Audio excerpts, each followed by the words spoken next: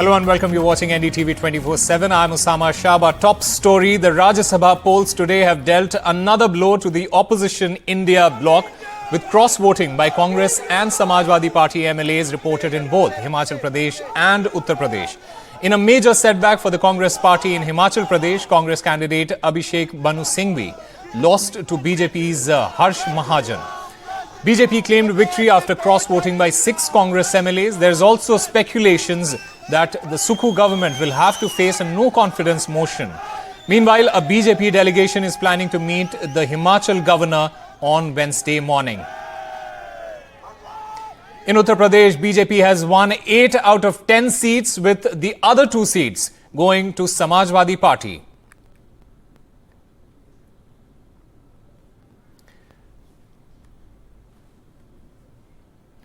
Although there was some consolation for the Congress in Karnataka, where they have won 3 seats. Listen in to some of the political reactions that have come in.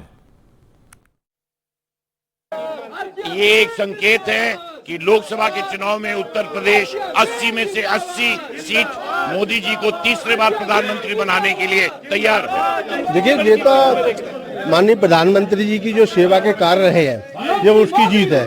एक संदेश दिया है देश की राजनीति में कि सेवा करेंगे तो आगे बढ़ेंगे, सेवा करेंगे उनकी पार्टी भी आगे बढ़ेगी। एक जो प्रेरणा मिल रही है, और वह मोदी जी का और योगी जी का जो शासन है उत्तर प्रदेश के अंदर और केंद्र के अंदर, जो उनके कार्य है, ये उनकी जीत है। देखिए, इस चुनाव में भारतीय जनता पार्टी ने सत्ता का दुरुपयोग किया। एक धन्ना सेठ को लगा करके बेतहाशा दौलत भाई, उसी का परिणाम ये है कि राज्यसभा के चुनाव में हमारा एक प्रत्याशी हार गया। हमारे लोगों को लालच देके तोड़ा गया। जनतंत्र के लिए कोई शुभ घड़ी नहीं है। ये बहुत ही खतरनाक डेवलपमेंट है। इसकी पूरी हम समीक्षा करेंगे, बैठ के बात करेंगे। जरूर, पार्टी से उनका क्या रिश्ता रहा है? आज जिस तरह से उन्होंने गद्दारी की है, वो पार्टी में है ही नहीं। तो जो कानूनी प्रक्रिया होती है किसी सदस्य को निकालने की, उसका हम पालन करेंगे, समीक्षा करेंगे, जानकारी हासिल करेंगे और उसको इख्तियार करेंगे। पहले आप मेरी बात सुनिए, जब 34 आदमी हमारे पास खड़े हैं, अब जिस प्रकार का दृष्टिकोण रखना चाहते हैं, अभी तो सेशन चल रहा है ना, तो जब सेशन चलेगा तो उस समय देखेंगे। क्योंकि राज्यसभा में एक बात याद रखना, राज्यसभा की जो बात है, जो गे है उसमें से कई लोग, उनके परिवार के लोग उनसे पूछ रहे कि आपने ऐसा क्यों किया। जब उनके घर वाले पूछ रहे तो उसमें सोच सकता कई लोग अभी घर वापसी की तरफ भी सोचे। इतना बड़ा बहुमत होने के बावजूद भी कांग्रेस हार गई राज्यसभा की। प्रोटेस्ट होगा तो सारी चीजों को लेकर के आगे। मैं सबसे पहले तो भारतीय, एक मिनट भाई, सबसे पहले तो मैं आदरणीय नरेंद्र भाई मोदी जी को बधाई देता हूं, और भारतीय जनता पार्टी के हमारे राष्ट्रीय अध्यक्ष जगत प्रकाश नड्डा जी को बधाई देता हूं, भाई अमित शाह जी को बधाई देता हूं। बहुत शानदार मुकाबले के बाद जहां जीत की संभावना नहीं थी, वहां बहुत बेहतर ढंग से जीत की तरफ हम आगे बढ़ करके अपने लक्ष्य को हासिल करने में सफल रहे हैं। माननीय हर्ष महाजन जी को तहे दिल से धन्यवाद, तहे दिल से बधाई देना चाहता हूँ। वो जीते हैं और उनका हक बनता है बधाई प्रदान करने का। एक बात जरूर मैं कहूँगा, उनकी पार्टी को अपनी गिरेबान में देख के सोचें। 25 वाली पार्टी 43 वाले के विरुद्ध उम्मीदवार खड़ा करती है, तो उसका सिर्फ एक और एक ही संदेश हो सकता है। वो संदेश है कि हम बेशर्मी से वो करेंगे जो कानून में अनुमति जिसकी नहीं है। BJP's all the 8 candidates have won for the Rajya Sabha, including Sanjay Seth, the 8th candidate. Now, since morning, we were all expecting that there could be some cross-voting by Samajwadi Party leaders in the favor of the Bharatiya Janata Party. We saw Manoj Pandey, the chief whip of the Samajwadi Party, resigning, and all the rebel MLAs, quote-unquote rebel MLAs like Abhay Singh, Rakesh Pratap Singh, were seen with Deputy CM Brajesh Pathak. Now, the counting has finished, and all the 8 candidates of the BJP have won, and 2 of Samajwadi Party candidates, Jaya Bachchan and Mr. Suman, have won. Now, what remains to be seen is what will happen of the candidates who have allegedly cross-voted in the favor of the BJP. Akhilesh Yadav has called for a press conference. It will be seen what happens, what action will the party take, because in the morning Akhilesh Yadav said that those who have gone against the party line, action will be taken against them. But yes, of course, the BJP's last ditch effort was successful in gaining votes in their favor. Around 7 MLAs are believed to have cross voted in the favor of Sanjay Seth, including excluding one BSP MLA who also has voted in the favor of the BJP. And moving on to some news from Manipur, a fierce gun battle broke out between the security guards of a senior police officer and an armed group in Manipur's capital Imphal on Tuesday. The gunfight happened outside the house of Additional Superintendent of Police M. Amit Singh in Imphal West's Wangkhei neighborhood. And joining us to give us more details is Ratnadeep Chaudhary on the phone line. Ratnadeep, what is the latest in this case at this point?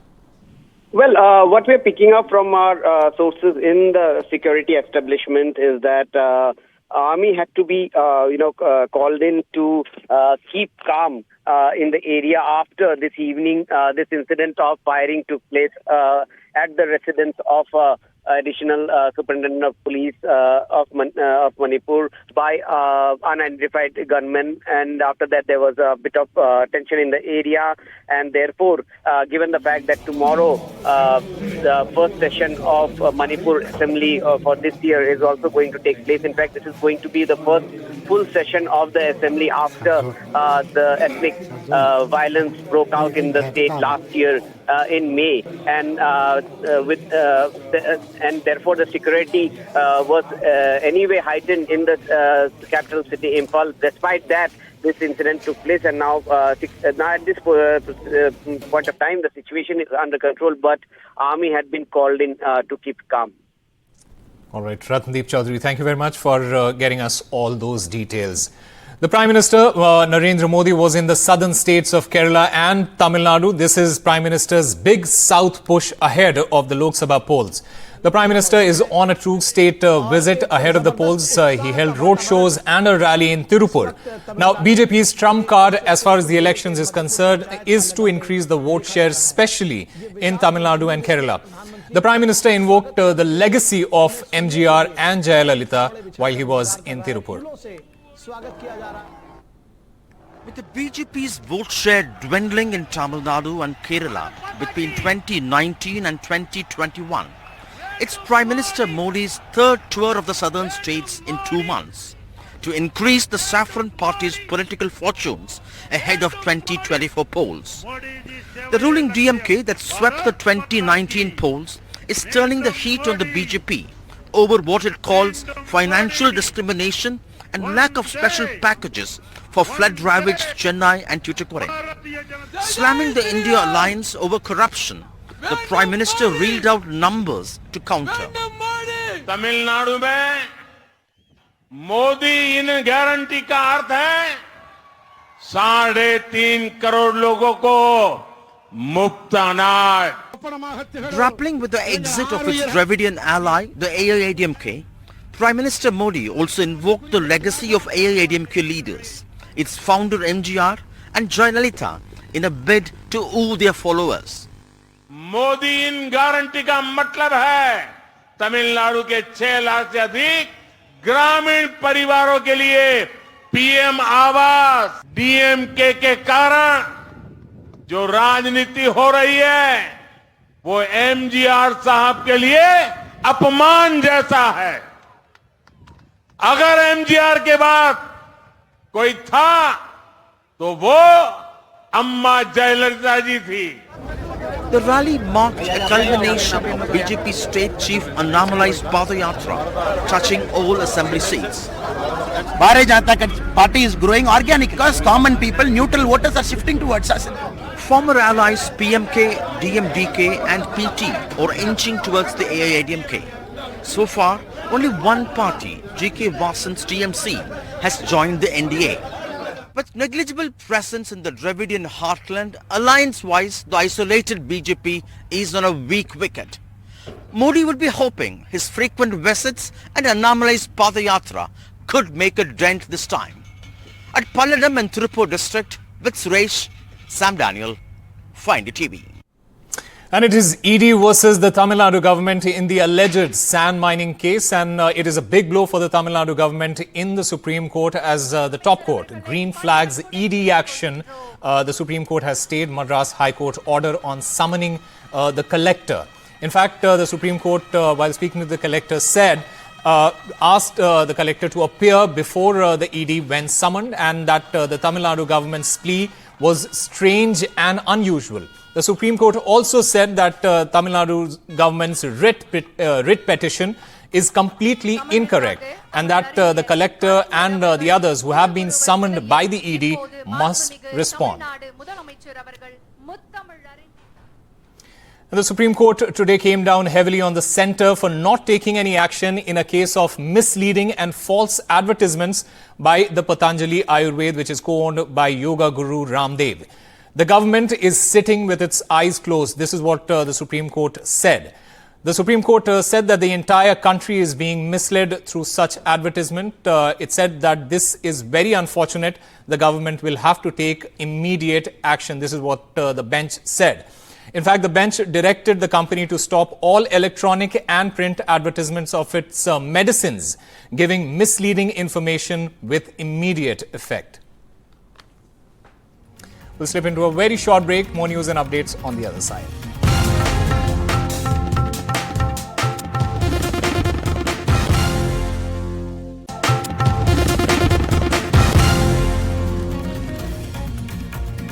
Welcome back. The Aam Aadmi Party today announced Lok Sabha election candidates for Delhi and Haryana. The candidates' announcement comes 2 days after the Aam Aadmi Party and Congress finalized the seat sharing deal. The party has fielded Malviya Nagar MLA Somnath Bharti from New Delhi, currently represented by Meenakshi Lekhi from the BJP, while Aam Aadmi Party candidate from Haryana's Kurukshetra is going to be Sushil Gupta. From being a one-state party, the Arvind Kejriwal-led Aam Aadmi Party will contest in 29 constituencies in 5 states in the 2024 Lok Sabha elections. The AAP Political Affairs Committee today named candidates for 4 seats in Delhi and 1 seat in Haryana. Delhi से नई दिल्ली विधानसभा से श्री सोमनाथ भारती जी candidate होंगे। South Delhi Lok Sabha से श्री सही Ram ji candidate होंगे।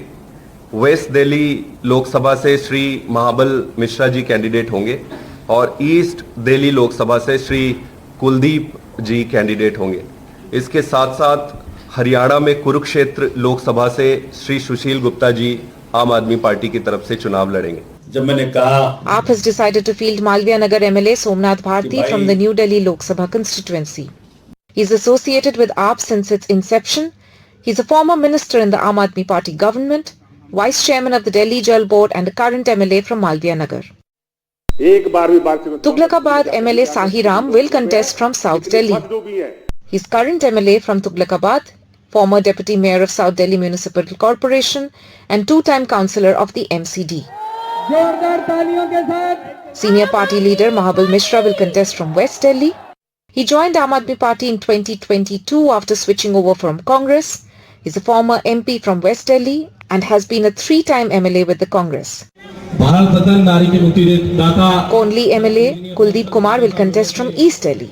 He is a former leader of opposition in the MCD, current MLA from Konli seat and a close aide of former Deputy CM of Delhi Manish Sisodia.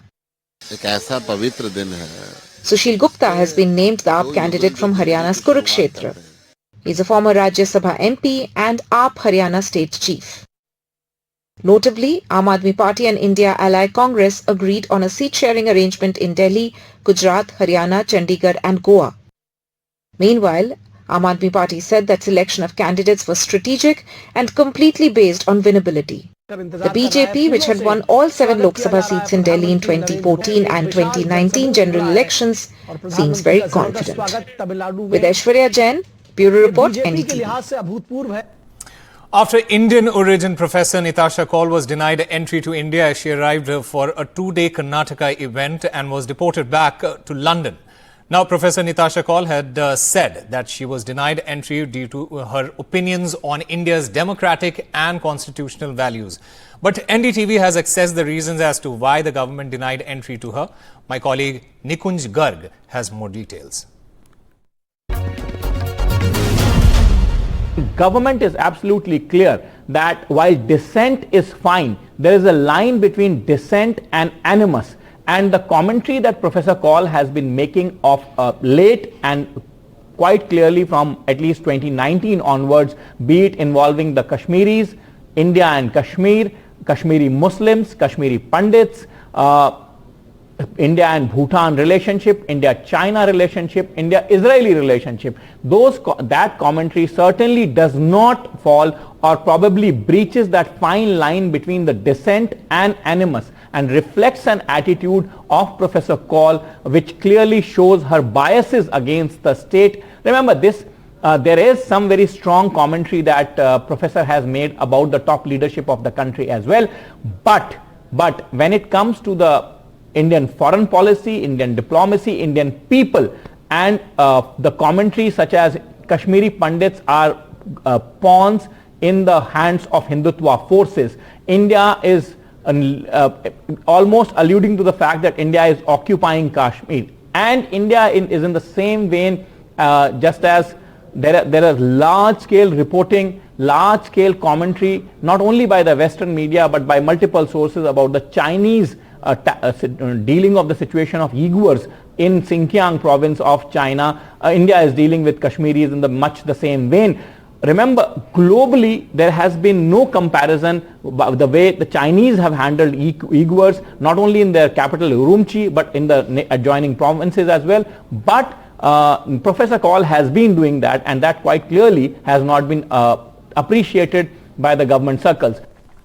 At the Vikram Sarabhai Space Centre in Kerala today, Prime Minister Narendra Modi revealed the names of the 4 astronauts who are currently undergoing rigorous training for India's first ever human spaceflight mission, Gaganyaan.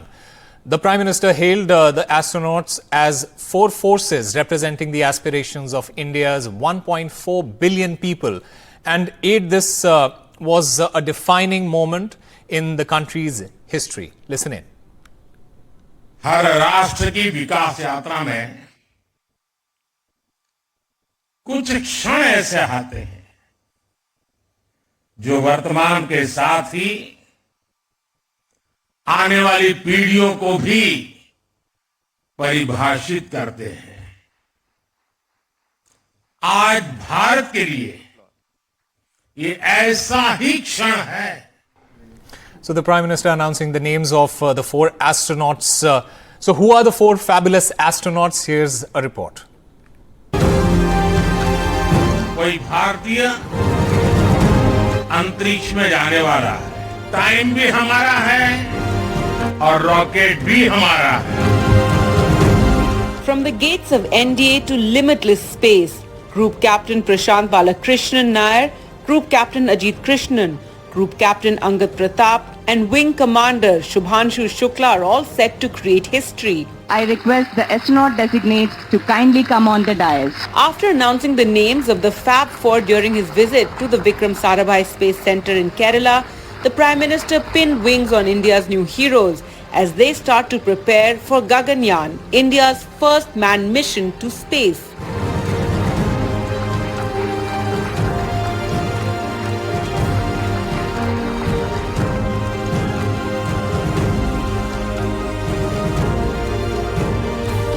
So who are the Fab Four?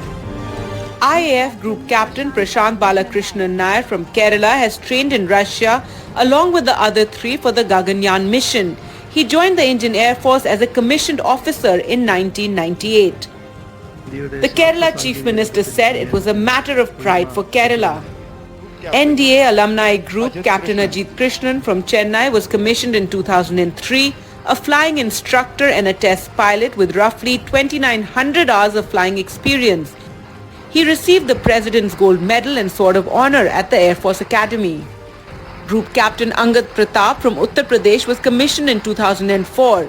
He has 2,200 hours of flying experience. Wing Commander Subhanshu Shukla is a fighter combat leader and has flown various aircraft including the MiG-21, Dornier, etc. After the massive success of Chandrayaan-3, India is getting ready to take its next leap into space with its 4 heroes. With Malvika Murli, Gargi Rawat for NDTV. That's all we have for you. Keep watching NDTV.